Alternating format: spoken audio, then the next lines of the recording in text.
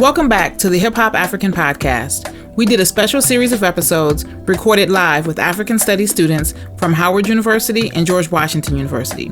We partnered with Words, Beats, and Life, who live streamed the interviews from their Facebook page and helped moderate many of the interviews. This episode is with Kenyan hip-hop influencer Buddha Blaze, and it is moderated by Mazi Mutafa, the founding executive director at Words, Beats, and Life. Lastly, take a second to follow the podcast on Twitter at HHAfrican and Words, Beats, and Life on Twitter at Words, Beats, Life. Also, subscribe to the Hip Hop African Podcast on YouTube. All right, everybody. My name is Mazi Mutafa. I'm the executive director of Words, Beats, and Life, a 20-year-old hip-hop nonprofit based here in Washington, D.C., that I started probably when I was the age of most of the people in this class. I started at my junior year at the University of Maryland. That's 22 years ago. And I'm excited to be here to introduce our guest for today, here all the way from Kenya. Our guest today is Buddha Blaze. Buddha Blaze is a Kenyan blogger, podcaster, and music industry insider with over 20 years of firsthand experience in the industry and community. He's worked throughout the continent of Africa and the larger African diaspora with artists and producers from all around the world. Buddha Blaze is a major figure in the Kenyan hip hop scene, and he has been involved in the growth of the cultural scene in Nairobi in particular. This is especially important as Nairobi has grown to become a major cultural hub. It's one of the largest music, film, and contemporary art scenes in all of East Africa. Buddha Blaze was recently featured on a Nairobi-based show called What's Good, Africa? This is especially significant as it's the only show on RevoltTV, the network of Howard University's own P. Diddy. It's the only show to focus on hip hop culture in Africa. Everyone, Buddha Blaze. Hey, how you doing? Mambo VP, Karibu Sana. That's how we say, like in Swahili in Kenya. Means how you doing and welcome to this conversation. Thank you, Buddha Blaze. So I have lots of questions. This is like my first time actually interviewing you, which is strange since I've known you for a while. And I've seen you interview other people because you have your own show, you have your own podcast, and I've seen a lot of stuff that you do. One of the things I guess one of my first questions, I have a lot of questions, but one of my first questions is, can you kind of discuss historically kind of like what, I know you're a connector because I know that a lot of the people, pretty much anyone I know who knows hip hop in Kenya, especially people who are not Kenyan, knows you. So whether it's like a Tony Blackman or Seth Markle, like everybody I know who's not Kenyan, who knows Kenyan hip hop, they know it through you. You know, I know you knew the late Double HP from South Africa. Like you are connected to so many folks, though you yourself are not an MC. So could you kind of like talk about how it is you're connected to so many people and like what it is your role has been in Kenyan hip hop? Thank you, Msia. So I come from the journalistic background. I started out as a journalist. I was the guy in every battle. I was the guy on the streets watching the development of Kenyan hip hop, and I was everywhere. I was in Tanzania. I was in Dar es Salaam. I was in Kampala. I was in Nairobi. I was just the guy that people went to report back. So I used to run a magazine called Fat Magazine. That's Pamoja Hip Africa Tunawakilisha back in the day, early 2000s, one of the first East African magazines that was really showcasing East Africa or Kenya to the world. It was a glossy magazine. I remember growing up, we used to read The Source magazine. We used to read Vibe magazine, but we're like, when are we ever going to have our own? I know Tanzania had their own thing that was going on over there, but Kenya, we had Fat magazine and a few other magazines, but Fat was really one of the biggest ones. So that's how I got on the scene. People started trusting me with their stories, rappers who, so basically I was the beamer of what was going on in Kenya and East Africa to the world. That's how, when you say, people that knew me from outside of Kenya, yeah, they knew me because I was the one that was feeding the news to the world. And, you know, a lot of people know me in Kenya too. So it's not just overseas. There's a lot of people in Kenya also got to know me, yeah. Okay. So what are some of the, I guess, projects that you worked on that you kind of are, that are most memorable or that you were kind of most proud of? Because I know you were involved in quite a bit. At the beginning of my career? Or just kind of throughout, like, because I know 2 decades is quite a bit to kind of think about and reflect on, but just kind of what are some of the projects that you worked on that you feel, I guess, okay, maybe not even just proudest of, but did you think had the biggest impact on kind of hip hop culture in Kenya? Okay. So just at the beginning of my career, there was people like Kalamashaka, who was one of the biggest inspirations in Kenyan hip hop. And I was there, not necessarily there at the beginning, but I met them kind of getting to do their thing. I beamed that to the world, just watching them grow and become an international phenomenon and a global phenomenon, watching people like Nazizi and Necessary Noise and K-South and just watching the Tanzanian hip hop scene just grow. I was there just watching all this and documenting it. So I think for me, that was one of the most phenomenal things that ever happened. But I think so many other things started happening as the industry grew and people started listening to each other's music. But one of the biggest projects that I've ever done in my life is a project called WaPi, which is WAPI. Which means WaPi hip hop, WaPi underground, which means where is the underground? WaPi Swahili for where. But really, we played around with the word. WaPi really means words and pictures. So W was for words, A for and, PI for pictures. So it was graffiti, illustrators, words, that mean poets, MCs, singers. This is one of the biggest projects that I've ever done. It was actually, funded by the British Council, and I was the manager. It blew up so hard. We went from Kenya to Tanzania to Zanzibar to Ghana to Nigeria to South Africa to South Sudan to well-funded. It was all about freedom of expression. At that time, 2005, 6, hip hop was really blowing up in Africa, like big time. Every young person wanted to rap. There was so many battles. There was so many ciphers. It was really, what era was that? I think that was like the Biggie era. Was that the Biggie era? Biggie, Wu-Tang, Method Man, Redman. Around that whole era, it was just like really, hip hop was really blowing up in Africa. I mean, I think it blew up before, but I think this time when I was really involved in the scene, that's when I run the biggest African hip hop platform that just basically transformed hip hop. Everybody that you see now that's blowing up in Africa came from that platform. And basically what we did something sort of a lyricist lounge, which you guys had in New York and LA. And that's what we did over here. And basically this is the platform that's built some of the biggest hip hop artists. It was just a platform and everybody was there. The media was there. The promoters were there. Anybody in the industry was there. And it was just like a really marvelous place to explore the hip hop culture in Kenya and East Africa. And we went all over Africa. So it became one of the biggest platforms ever. So for me, that's one of the highlights of my career. Okay. And I kept going after that. Yeah. So I know that I remember watching the segment you did on the What's Good Africa. And there was one of the questions was asking you kind of about the music industry now and kind of what's happening. And you were talking about Burna Boy and kind of like the state of things.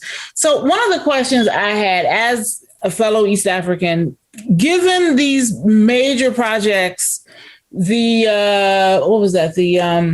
Lion King project, Black is King project, the Black Panther project, the plethora of West African, South African artists that are collaborating on these projects. And I know when I think it was when Lion King, definitely when Lion King came out, there were a lot of East Africans that were on social media like, hey, what's up? Why aren't there any East Africans? Clearly, Lion King takes place in East Africa. And so, there have been some folks that are saying, well, East Africa needs to step their game up. So what's your perspective on the kind of lack of East African representation on some of these major international collaborations? Yeah, man, I definitely have a lot of perspective on that. I know exactly what the answer is. It's really just, see, me and you are not networking enough, Yeah, it's just really like, it's, every time you see an East African artist, that means you had an East African person come through and really been able to network and put people in these positions. Nigerians are networking a lot, Mm-hmm. They're everywhere. So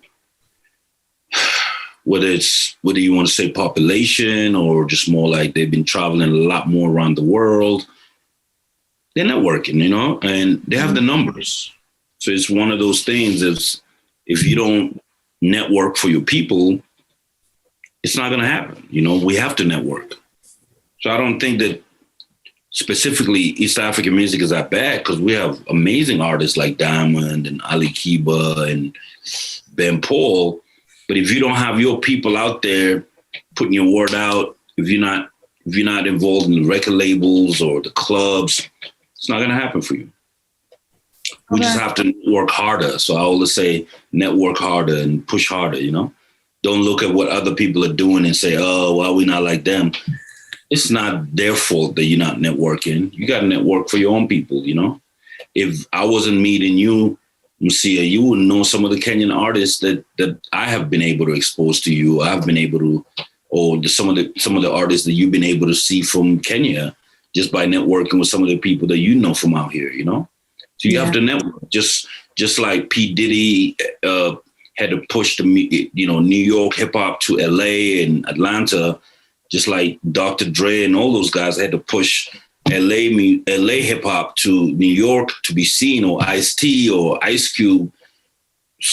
We just have to do the same, Yeah. So in terms of regional balance, yeah. So in terms of looking at kind of now what's happening in Nairobi, there was this short documentary it was posted on YouTube called New Nairobi. And so a lot has been made of kind of the blowing up of the cultural scene in Nairobi. And it's like fashion, film, music, all of this stuff. And it's just kind of like this cultural renaissance people are saying is happening in Nairobi. And so, how would you describe what's happening? Like, what's going on in Nairobi? I haven't been in years, but I keep hearing like there's all this stuff happening in Nairobi, right? Like Nairobi is the place to be. See, I think you were here like a year ago, but I don't think we got to meet. Were you not here? Didn't you come for a conference? Oh, you didn't make it? Nope. Okay. Oh my God. I was at the so much that you did not even remember being in Nairobi. Yeah, I was at, I barely left campus. I was at the USC what was that? It was like a women's conference. The African Studies Association of Africa. It was at that international US university near USIU. Yeah. So I stayed in that area. We didn't really get to go into Nairobi much. And I was trying to make it to you, and it just didn't happen because it's far out. Anyway, Nairobi is definitely one of the hubs, one of the cultural hubs in East Africa. I mean, of course, Dar es Salaam's kicking. Nairobi is it's very global. So there's a lot going on. But one of the only problems I have with Nairobi is like sometimes things seem to feel like it's just it's too small. It's like, you could be blowing up in your little area, but like nobody knows you in the other area, And that's one of the only problems that we have in Nairobi. It's like everybody's kind of like a king in their little area, but it's like, okay, who knows you in the other areas? because we have so many things going on in Nairobi. Our language is not linear. Like, you know how Tanzania, everybody speaks Swahili? Nairobi, people speak different things. And you find people that speak English, you find people that just speak Swahili, you find people that speak their little tribal languages. You find French people in Nairobi, you find Germans in Nairobi, there's all types of different little cliques. So unfortunately, you could be really kicking in one clique, but that's as much as you can go. So there's a lot of culture. And if you're in one area, you would really think, oh my God, I love this. And the whole country is like this. And I'm like, man, if you go 5 miles from here, nobody even knows this is going on. And that's the difference with Nairobi. Yo, Winnie, are you struggling?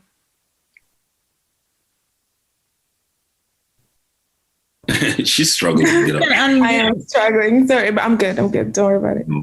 So basically, it's one of those places where it's like just so many little enclaves and little sections that could be going on, and some people don't even know those things are going on. You know, it's one of those cities. But it definitely is a cultural revolution going on, and a lot of fashion, a lot of music, and I wish you had come out. I wish I brought you out for you to get to see. I think it was like, when did you get here? Like February or January? It was in October 2019. 2019. Very busy time. Very, very busy time. So yeah, I'm sorry that we cannot meet yet. Yeah, and it was weird because I had also reached out to Ecstatic and Octopizzo at the same time, and even with them, it was like we just never. I did end up doing the interview with Octopizzo, but it was via phone. We never got a chance to meet. Yeah, it's hectic. It gets really hectic, and it's just like crazy to cross from one side of the city to the other side, and unless you have meetings on that side. So it's quite one of those cities, and it just depends on what time you're trying to link up with people. Yeah. All right, I remember telling you, listen, if I'm coming to you, I just have to come and stay with you the whole day. Yeah. You know, I'm coming and just chill, make sure that I'm going to be with you the whole day. Because if I come out that side, there's no way I'm coming back this side. Yeah. All right. So I want to open it up. So because I know I don't want to like take up all the time. So I'm going to actually have Mazi come back in. Where's Mazi? For Q&A. So for students, if you have a question, you can kind of, raise your hands. All right. And Mazi will call on you.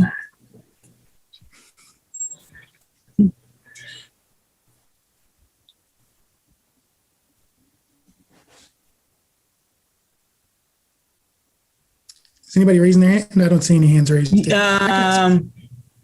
Can you see? I can see everybody. All right. So are you able to see the hands raised? Smazzy? Actually, you know what? I don't actually see everybody. So you don't have it in is it gallery? I do, but there's two. I think Winnie's hand is up. Go ahead, Winnie. Hi. I actually have a question about a recent scandal that happened with DJs from Homeboys Radio. Okay. Shafi, Where you from, Winnie? My dad's from Sudan and my mom is from Uganda, but I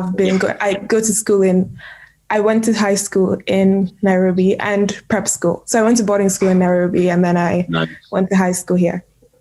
So it's kind of where you at now? I'm in Lavington. Okay, you're in Nairobi. Wow. In Nairobi, yeah. You like over there. I can see your house. Basically, yeah. I'm at Yaya Center, actually. Yeah? Yeah. That's pretty close. You actually know my coach from high school, Troy White. Oh, yeah? He went to Howard. Who? Oh, Troy White. Yeah. Oh my God, I had dinner with him this evening. Okay. Yeah. Yeah. Go ahead. So basically you want to know about this thing that happened with Homeboys Radio. I mean, so basically what's been happening is because hip hop culture has become so big and everybody's coming in for the wrong reasons. And this is one of the things that we really need to police hip hop. It's like some people just think because we had Tupac, we had Biggie, we had all these controversial figures. So people just think, oh, hip hop is a place I'm going to go and I'm just going to talk smack and I'm going to talk all this type of thing. So for me, I was really disappointed in those guys because, we have a global situation where women are being treated really wrong. I mean, I know in the States, you guys already are dealing with, everybody against the Asians, everybody against the blacks. I mean, there's just too much violence in the world. What we're dealing with in Africa is a lot of ignorance, where a lot of women are being oppressed. It's not really oppressed. Like, I think the struggle for women independence has really come a long way. Big up to feminists and the feminist movement. But we had an incident a few weeks ago where a woman went out for a date and something happened and she was kind of mistreated. And then we had this radio presenters on radio just talking smack and not really understanding how sensitive that situation was. So for me, I'm with whatever's happening to those guys, because I think they messed up. They shouldn't have been talking smack or just making light of a matter that's really, like, it's a big issue. Like, Eunice went out for a date and then she ended up crippled or something like that. So I don't think like people should be on radio or TV just making light of that situation. I think they should take it as a very serious situation. So I don't know what you want me to say, but I'm quite concerned, and I'm glad that it happened to them so they can teach them a lesson. Like, don't take this kind of things lightly, Thank you. I was asking because we're discussing women in hip hop right now, and there's I guess there was a DJ who was part of it, and I wanted to hear you connect violence to perhaps like what people think hip hop is, because that's kind of what we're discussing at the moment. Yeah. So I've always had an inclusive policy in whatever shows I do. I'm a booker, I'm a promoter. So every show I do, I always have girls. I always have, like, if you look at all the shows I've ever done, I'm one of the people that's really promoted Ecstatic. I've promoted Sugar, promoted Modoni DQ. I'm one of those people that put those people and put them on the platforms. I don't know if you know them. Do you know MDQ? No. Do you know Ecstatic? Yeah. You know Sugar? Okay. Do you know Nazizi? We actually met Sugar in class.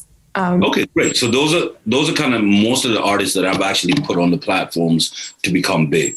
So I work with women a lot, and I respect women, and I always have an inclusive or safe. I always do my shows around safe environments so women can feel really safe and come out and have a great time. Yeah.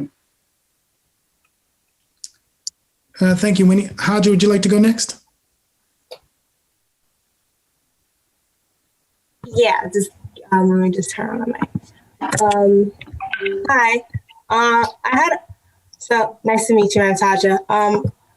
My question was, I did plan on like getting into the entertainment industry, and given that we're studying African women in rap, I was curious on like, has there ever been an encounter to where, or like the encounters you have where women are being like oppressed in front of you or something? Do you find that, is there a way that you approach it to where you're not necessarily burning bridges with people or attacking them, but kind of still getting the point across? And if there is, can you explain the method? Okay, cool. What's your name, Haja? Yes.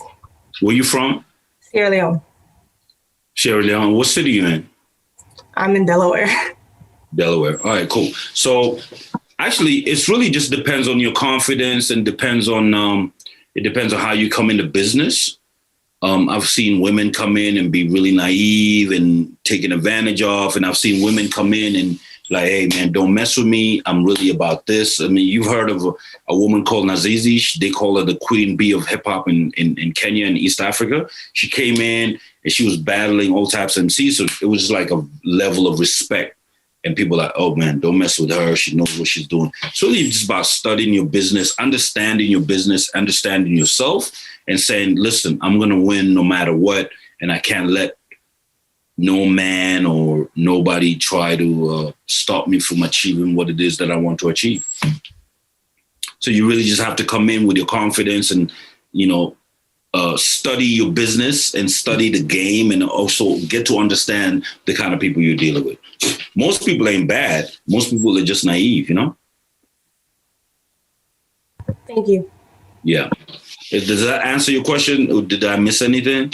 So it does, but like I'm curious, and because I always hear the notion like burning bridges as in social media, and it's like when people who speak out against social issues, whether or not people agree with their opinions or not, they get like the backlash and this whole cancel culture. So like, I don't know. I just kind of was saying, what's like the line to you? Like, where do you?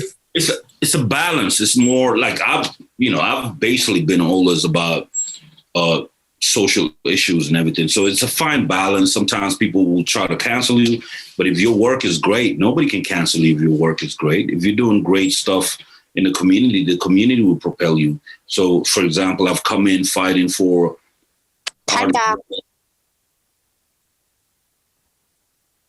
So what? You can keep going. Someone was just saying. So I've come in fighting for artists' rights. I've had people that were like, oh, you fighting for artists too much, you're doing this. But eventually you're going to find your pocket and you will find the cause that you really stand for. And if you're talented enough, I mean, you will continue to prosper and people will start respecting you for who you are, Okay, thank you. That answers my question. If you're just tuning in and you're watching on Facebook, feel free to post a question. We're having an interview right now with Buddha Blaze, who's coming to us from Nairobi, Kenya. He is a podcaster, journalist, someone really making moves and talking about what's happening in the cultural hub that he's been a part of helping to elevate. The next person I have is, and I hate it because my name has 4 letters and it's really hard to mess up 4 letters, but the next person is Ibun. That was close, yeah. What is it? Oh, Ebun. Ebun. Thank you. Yes. So something that I've been wondering, and like a common like topic that I've like talked about with people from different African countries is how like in terms of like the US perspective, like in terms of Afrobeats and like hip hop and all of that stuff, like there are very specific countries that dominate. And sometimes they can get like entrenched within themselves. And so how, like, from your perspective as like someone who's like a promoter and like connector and all of those things, like from your perspective, what do you see as a solution in terms of like creating bridges between African countries and between different music industries across African countries? Well, so I personally have been involved in some of the biggest cross-promotional projects. I used to run a project called Coke Studio Africa, which is kind of sponsored by Coca-Cola. And we brought artists from Tanzania, from Kenya, from Uganda, from Nigeria in one place. We brought them to Nairobi where they could actually get to meet, do music together. So I don't think that it's a big problem. I just think it's just the vibe. It's just the present vibe. Is, I guess, obviously you want to say that West Africa is winning in this race where there's a lot of, they doing the Afrobeat. But if you look at Afrobeat is really, the Afrobeat that you hear is an amalgamation of all the sounds in Africa. So I remember in the early 2000s when I was in Nigeria, they had no sound and they were looking for a sound. But, you know, Tanzania was doing their thing. They were doing bongo flavor. Kenya was doing what we called Ogopa sounds or Kapuka sound. Every country was doing their thing. So what you hear now as what's called Afrobeat is just an amalgamation of all these sounds. It just happens to be from some of the artists that you hear that are very prominent are from certain countries. They're either from Nigeria or Ghana or Sierra Leone. But Afrobeat music that's really blowing up right now is either from one region of the continent. It's just because of population. Nigeria and West Africa have more of the diaspora in America or Europe. You're mostly going to meet Nigerians or you're mostly going to meet Ghanaians.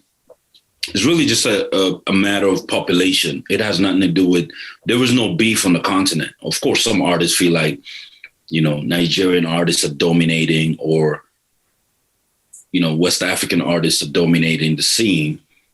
But really, at the end of the day, we all celebrate African music, and we're happy when we see a Burna Boy or a Wizkid or Davido blowing up globally, because all these people, before they blow up globally, they blew up in Africa first.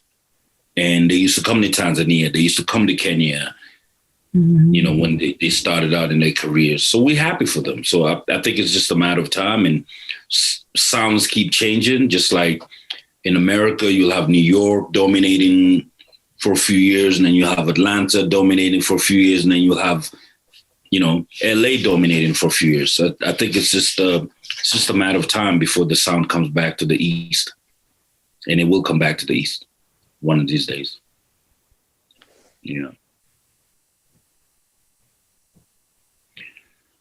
So I hope that answers the West versus East question.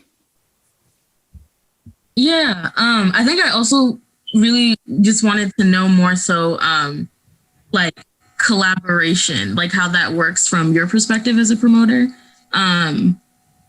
Yeah, like just artists working together across countries. Oh yeah, it's happening. I've procured many collaborations.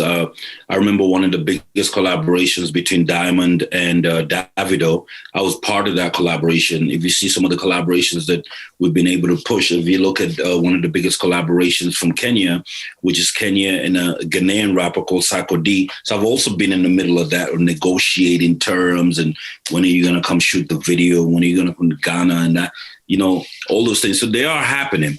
Africa is a very tough continent to navigate. So it's not like flying from Philadelphia to New York. Some countries are very close, but it's very expensive to move around, just because of colonial construct, some of the things that happened in the past. All of you guys that have been able to move around in Africa know that it's quite a tough continent to move. I mean, listen, I pay £1,000 from Nairobi to London, but you can end up paying £1,000 from Nairobi to Nigeria or Nairobi to Ghana, So it's one of those situations where we just have to go past the colonial construct that we've been put in to deal with.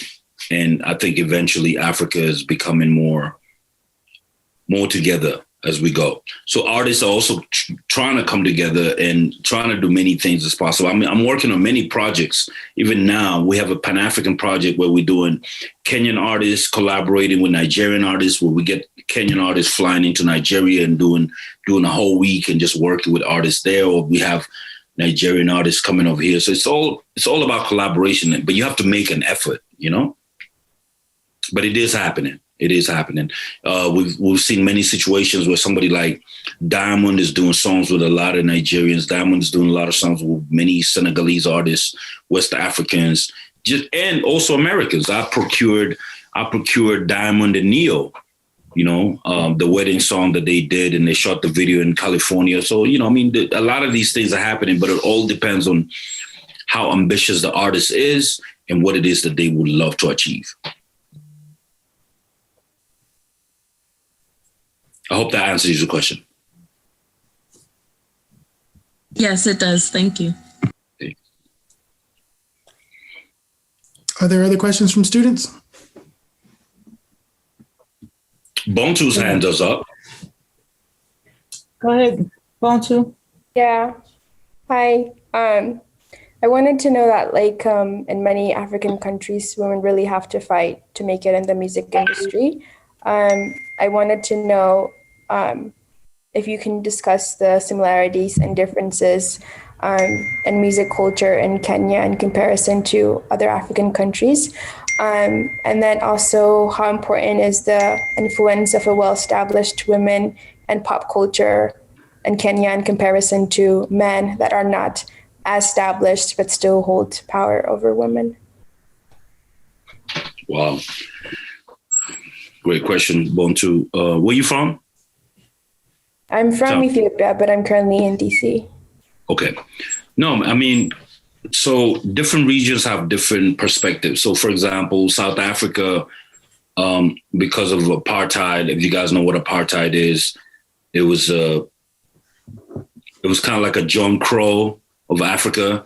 So basically they didn't want Black people to go to certain places, and, Black people were, restricted from going places. And so basically South Africa built its own ecosystem. So you would find that in South Africa, the Blacks kind of was segregated and they pulled together. So they started making their own music, whether it was influenced by, Western music or jazz or whatever, but they found their own place and they found their own voices because they were kind of like put aside. So you'll find that the culture of music is very strong in South Africa because they had to create their own entertainment. They had to create their own ways of communication. And then you go to somewhere like Tanzania, which was a socialist country at the beginning of their independence. So they also kind of created a very strong music culture. And then you come to a place like Kenya, where we had dictators who did not want any sort of expression, or did not want any sort of, anybody that was deemed expressive was either banished or sent to exile. They had to run away. And then you go to places like Nigeria that had influences of Fela Kuti, and you've seen the influence that he had on the music scene over there, and also the trials and tribulations that he went through in the arms of Black government, and how they try to kill him, and they killed his mom. And so every country in Africa is very different in the way they approach music and art and expression, So I speak about Kenya because this is where I live. Very expressive country, a lot of artists, a lot of visual artists, a lot of like poets, a lot of musicians. But because music was always a tool for destabilizing governments and destabilizing the status quo, music was always shunned. And the establishment, as we say, the people in power, the people that kind of came in power after the white rule, were very, very against music, very against expression. We have people like Ngugi wa Thiong'o, who's like one of our biggest writers that was banished from Kenya and never came back, And even when he tried to come back, they told him, listen, you don't belong here because you're writing too many truths. So just like America or England, and there's always these families that kind of rule. And if you go against them, then obviously you're not going to be able to practice your expression. But lately, some of the youngsters and millennials have really been coming out, and the industry is growing and things are happening. We've just had one of the biggest achievements in Kenya. We just had like one of the first, actually not one of the first rappers, but Calligraph just got nominated for a BET Award, which is really great because that's one artist that I've worked with for a long time. And it's growing. It's growing. So as far as women and expression, I think there's a lot of work that needs to be done. I think a lot of people are still kind of caught up in thinking women belong in one place, or women need to only sing about this, or women need to only talk about this. It's growing and it's coming together. We've had some successes. We've had people like Nazizi. We've had people like Ecstatic. We had people like Sugar who've been able to open those spaces. And even in South Africa or Nigeria, we've seen women do great things. But I feel like the space is not fully open for women, and we have a lot of work to do. So, and I think that's a challenge that I myself, as somebody that's in the industry, is ready to take up. All right. I have a question in terms of looking at folks who, people wanting to do collaborations with artists on the continent. Because, I'm looking at how vast the continent is and how huge it is. And, the hip hop scenes in different countries are, there's a different level of development. You go to Kenya, you're going to find a much more developed hip hop industry than maybe if you land in the Central African Republic. You're just going to find different levels. But one of the things I've noticed, and I'm sure you've seen it too, is sometimes artists or folks from the States may go to different countries and will sometimes kind of arrive with a sense of, well, I'm coming from the States, so clearly I'm the better MC, or clearly I'm going to teach these African MCs what. And it goes very different ways. Sometimes the African MCs are like, oh, well, let me see. Other times there's like resentment, like, well, who are you? Especially sometimes they hear the artist and the artist is mediocre. And it's like, so one of the things I've always kind of, cautioned folks is don't go assuming you're going to teach anyone anything. That you go to collaborate as equals, but you don't go thinking that you're the better person because you're coming from the States. So what kind of advice would you give if somebody was, wanting to collaborate with African artists, wanting to kind of, especially, folks wanting to do some conscious collaborations, people wanting to, diversify their sound, work with African producers? How would you recommend or advise artists in the States who don't really know a lot to kind of get into reaching out to folks on the continent? Yeah, I would say that, hip hop has become, as much as, it started in the Bronx, journey from Africa with the drums and the storytelling. But really, hip hop has become a universal language. It's a universal movement now, it's not... you can't really say hip hop from here is better than hip hop from here. Of course, there's big media in America. So obviously you get to hear all the American hip hop first. But I think everywhere there's hip hop. There's hip hop in India. There's hip hop in China. There's hip hop in Africa. There's hip hop in Malaysia. There's hip hop everywhere. There's hip hop in Norway, all over the world. I think hip hop has become a tool of expression, and it's one of the best tools. There's a lot of hip hop in Russia, and places that we never thought that hip hop would reach.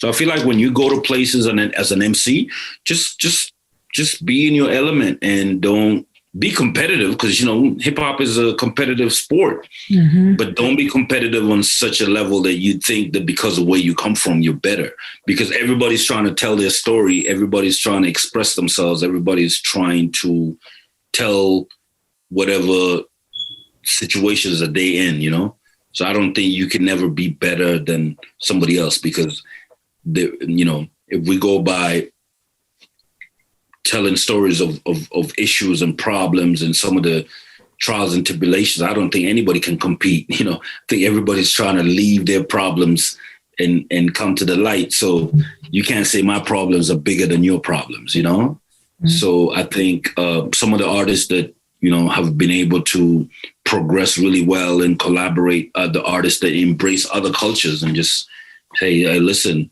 I don't know much about your culture, but I'd love to come and find out, So I think it's better to keep an open mind and learn more, just like we've seen the people like, J. Cole and some of the biggest artists that we've ever seen in the world right now have been able to go to different places and just embrace those different cultures.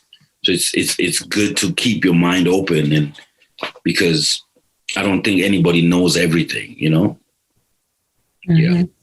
Okay. And some of the greatest collaborations that we've seen is the collaborations that people have been able to embrace other cultures and just, be open to them, Yeah. Very, very true.